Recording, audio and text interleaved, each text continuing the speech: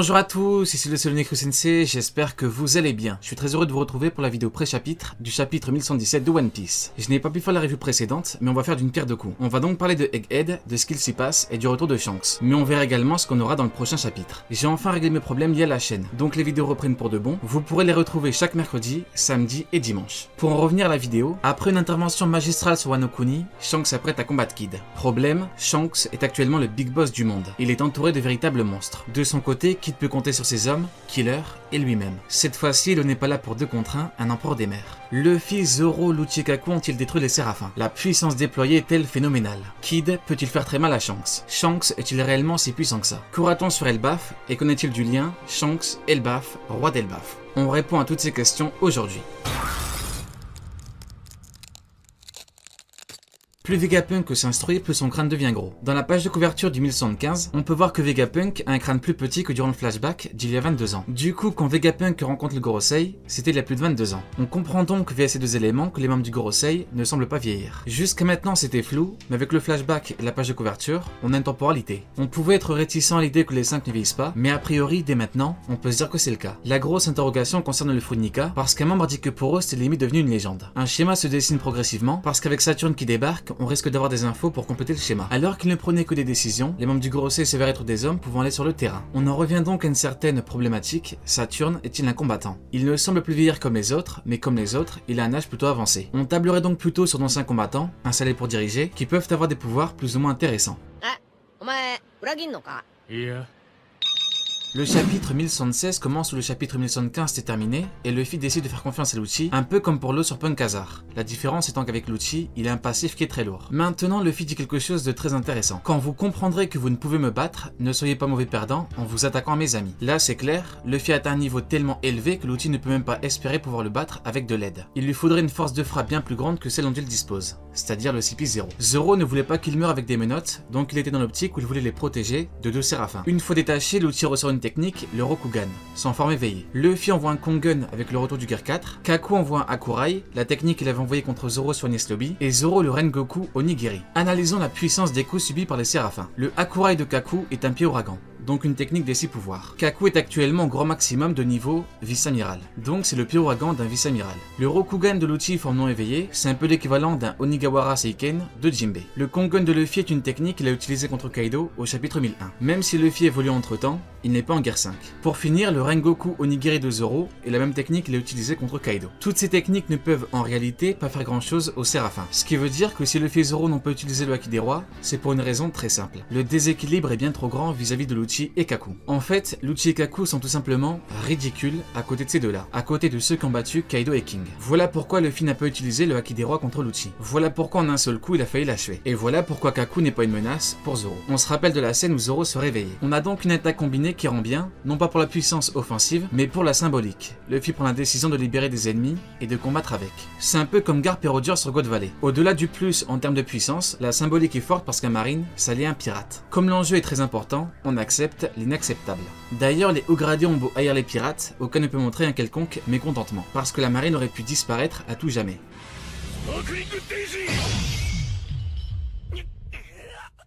Le S-Hawk a enfin son fruit, le Supa Supanomi, donc le fruit de Das Bonnes. Au niveau de la communauté, généralement, ça parlait du fruit de Mr. One ou du fruit du diamant. Avec le fruit de Baggy, il aurait été cheaté, mais plus limité offensivement. Le fruit Taiyadan change le corps en corps d'acier. N'importe quelle partie du corps devient une lame. Le S-Hawk a donc l'ADN de Mihawk, le meilleur épéiste au monde, et son fruit fait que son corps est dangereux. Il n'a plus besoin d'épée pour combattre. On dit souvent que si on retire l'épée à un épéiste, il se retrouve sans rien pour combattre, contrairement à un combattant au corps à corps. Mais là, pour le S-Hawk, ce n'est plus un problème. Quand on regarde le combat Mr. One contre Zoro, on se dit que le S-Hawk, avec ce fruit, ses capacités, ses techniques et sa force, est bel et bien un monstre au service du GM. Actuellement, ce ne sont que des enfants, mais à l'âge adulte, les séraphins auront une puissance incommensurable. Et d'ailleurs, Vegapunk le dit, je les ai créés pour avoir les humains les plus puissants du monde.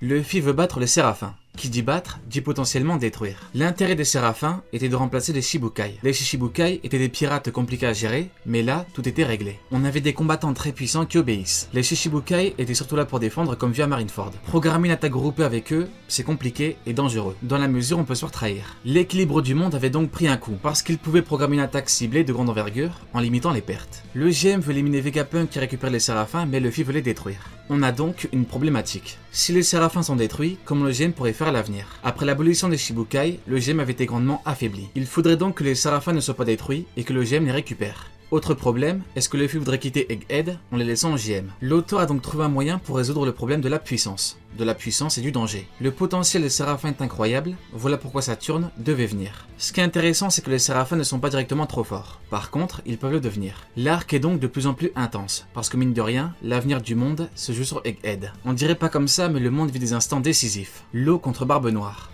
Kid contre Shanks. L'avenir des séraphins. Sur Egghead, on a un équipage Yonko qui peut tomber. Un amiral qui peut tomber, un membre du Gorosei qui peut tomber, le plus grand scientifique qui peut tomber, et les humains les plus puissants selon Vegapunk qui peuvent tomber. L'arc Egghead.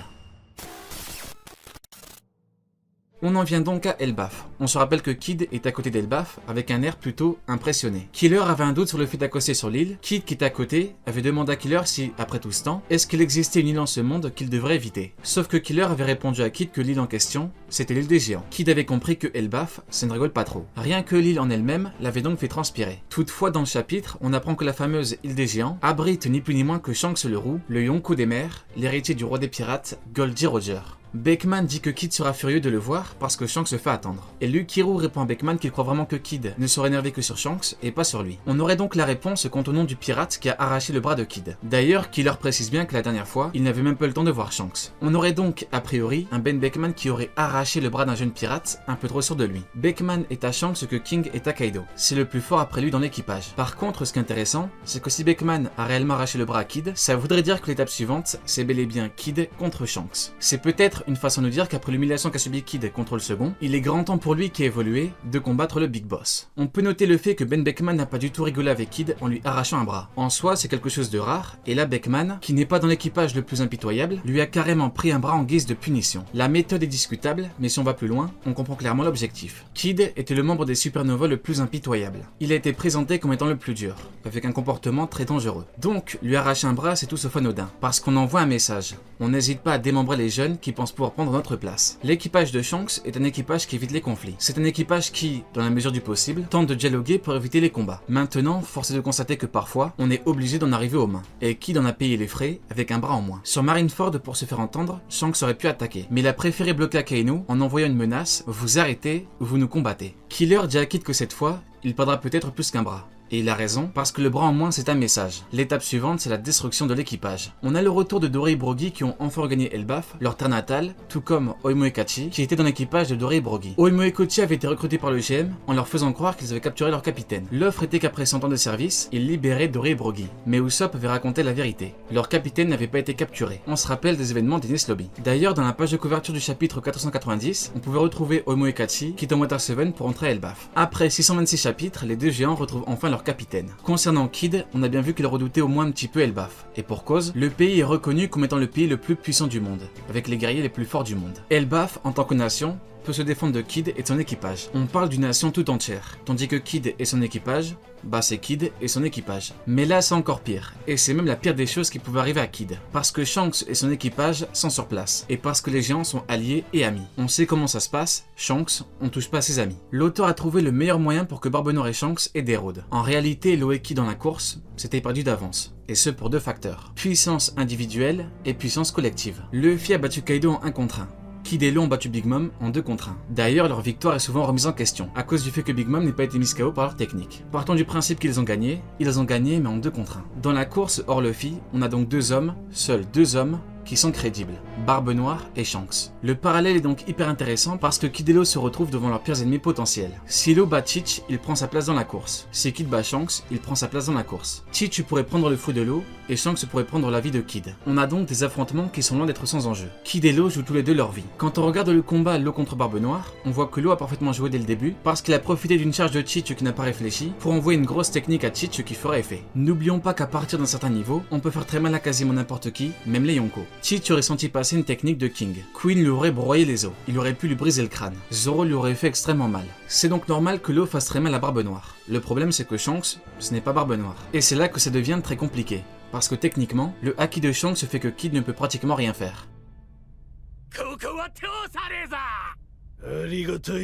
Analysons les choses sans théoriser et en nous basant sur des faits. Sanji n'a pas un niveau supérieur à Queen, il a atteint son niveau et a tout donné pour le battre. Zoro n'a pas un niveau supérieur à King, il a atteint son niveau et a tout donné pour le battre. Luffy n'a pas un niveau supérieur à Kaido, il a atteint son niveau et a tout donné pour le battre. Pour Zoro et Sanji, on pourrait croire qu'ils ont atteint un niveau supérieur, mais non. Ils ont tout donné et après le combat, ils n'en pouvaient plus. La spectacularité fait qu'on peut se dire qu'ils ont atteint un niveau supérieur, mais non. C'est comme toujours, il faut bien qu'ils gagnent un moment. Quand Kid et Law ont battu Big Mom, elle n'a pas été mise KO par eux. Mais n'entrons pas dans les détails, ils ont gagné. Kid et Law en même temps, à deux, n'ont pas atteint un niveau supérieur à Big Mom. Mais au grand maximum, ils ont atteint son niveau. Kid plus Law, c'est donc au grand maximum du niveau Big Mom. Donc, qu'est-ce que Kid peut faire contre Big Mom en 1 contre 1 ?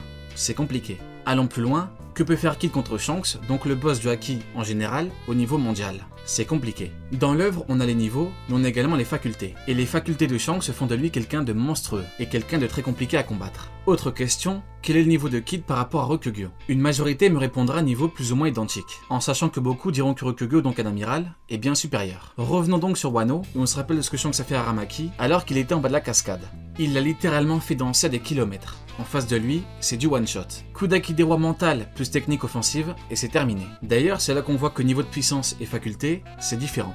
Big Mom peut être proche de Shanks, mais Shanks peut mettre moins de temps, et même beaucoup moins de temps, à battre un amiral. Il y a plusieurs facteurs à prendre en compte. Maintenant, imaginez un Shanks 100% HDA, HDO, HDR, technique d'épée à bout portant, contre l'équivalent de Ryukugyu. Tout ça, ce n'est que pour Shanks contre Kid. À côté, on a Ben Beckman, Roux, Yasopp, les vice-commandants, les alliés, etc. Sur le papier, à côté de tout ça, Kid, c'est pas grand-chose. Et si on ne parle que de Shanks, Kid ne peut, sur le papier, pas faire grand-chose. Par contre, c'est comme Law, c'est-à-dire qu'il peut faire quelque chose. On peut être bien moins fort et faire en sorte de faire de gros dégâts. King a dégagé l'équipage de Big Mom. Marco a fait pareil. Jack a coulé des navires contre Fujitora, Sengoku et Tsuru. Law a bien touché Barbe Noire. Le problème de Kid est identique au problème de Law. Son équipage est nul. Ils sont nuls. Et je dirais même qu'ils sont horriblement nuls. Ils veulent marcher sur les pattes du roi des pirates, mais leurs équipages sont nuls. Avec Kid, on a Killer, mais soyons réalistes. Avec toute la volonté du monde, si Beckman est devant lui, que peut-il faire ? La dernière fois, Beckman a arraché un bras au capitaine.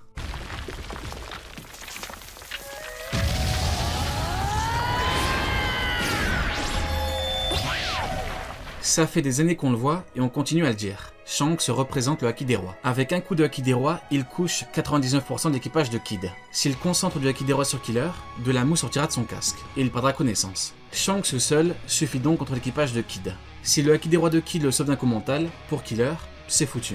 Autre problème, dans le flashback de Big Mom, on a vu qu'à Elbaf, c'est surtout du bois. On n'est pas sur Nigashima avec de la ferraille partout. Donc, s'il n'y a pas beaucoup de ferraille, comment Kid pourrait s'en sortir ? Soit en traitant les géants en près de la ferraille, soit Kid pourrait utiliser les outils, haches, etc. Ou alors les deux. Et dans ce cas-là, on pourra avoir un Kid qui affronte Shanks dans une forme bien plus puissante. Les Yonko sont des monstres avec techniques et formes monstrueuses qui peuvent être colossales.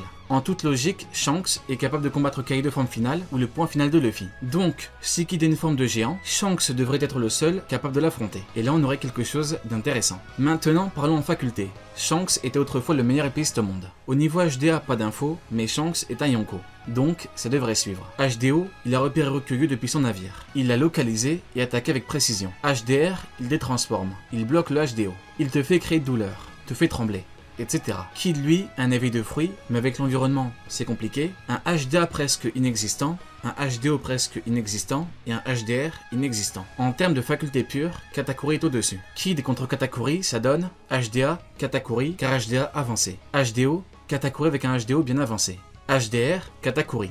Clash de Haki des rois contre Luffy, le même Haki des rois qui a couché 50 000 hommes poissons. Éveil, Katakuri peut modeler son corps, le sol, il a un éveil depuis longtemps. Katakuri est donc un Kid en mieux et en plus expérimenté. Heureusement pour Kid, en technique offensive, il est efficace. Mais le HDO de Katakuri est problématique. Maintenant, imaginez Katakuri avec Perospero qui avance vers Shanks, équipage de Shanks, allié, géant. Même si on retire tout, on a Katakuri et Perospero devant Shanks. Maintenant, comme Akainu contre Newgate malade, Marco contre Big Mom, Luffy contre Kaido pré-éveil, ou encore Law contre Barbe Noire, il est possible que Kid tienne un peu. Si Shanks n'est pas hyper méchant dès le début. Par contre, Kid peut évoluer pendant le combat, et là, s'il atteint un niveau intermédiaire, on pourrait avoir quelque chose qui pourrait être intéressant.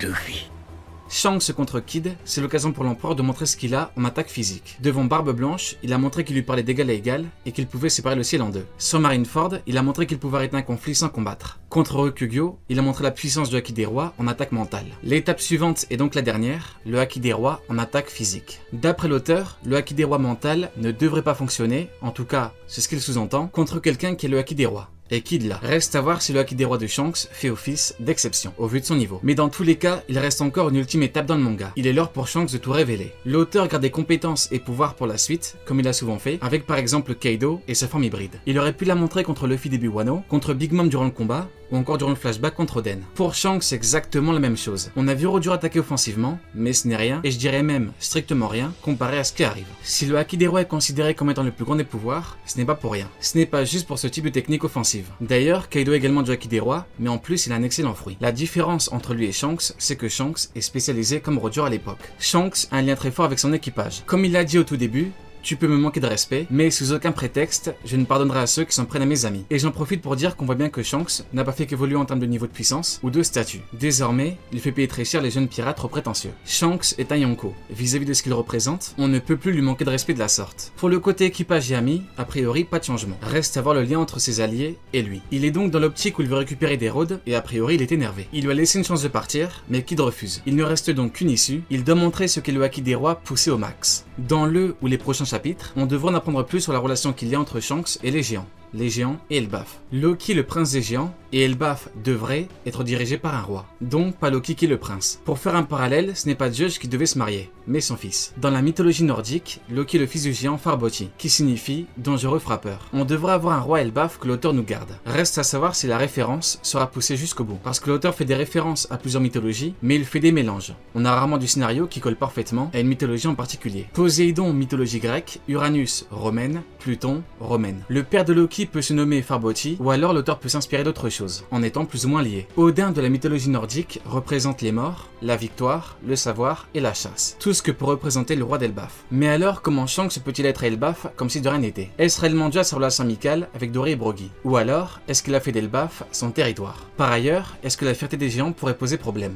Logiquement, oui. Maintenant, force est de constater qu'avec un mariage, on aurait pu avoir une alliance, Big Mom, donc une Yonko, Elbaf. Mais dans ce cas-là, on ne parle que d'alliance, ce qui pourrait être le cas avec Shanks. Elbaf est un pays qui n'a pas besoin de la protection d'un Yonko. C'est le pays qui est décrit comme étant le plus puissant du monde. Big Mom disait qu'avec l'alliance, elle aurait pu écraser les Yonko. Shanks peut très bien connaître le prince et ou le roi. Il n'est pas du genre à faire des problèmes et il maîtrise la diplomatie à haut niveau. Quoi qu'il arrive, il aura une prestation digne de ce qu'il représente. Le plus puissant des pirates en activité et l'expert en Haki des Rois qui est le plus grand des pouvoirs. Allez, Diane, tu n'auras pas regardé mes vidéos pour rien.